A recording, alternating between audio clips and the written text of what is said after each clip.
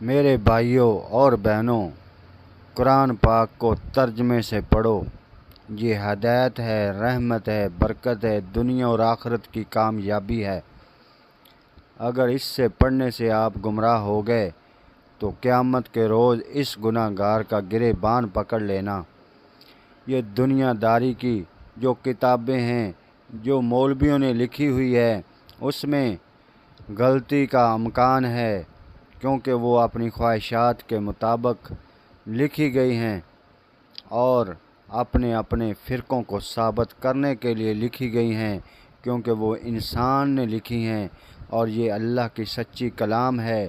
اس کو ترجمے سے پڑھیں اور اس کو سمجھیں اور اس پر عمل کریں۔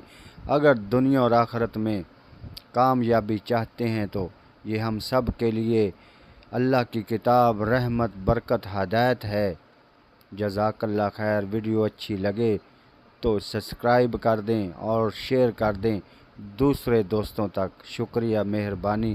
اللہ پاک آپ سب کو سلامت رکھے۔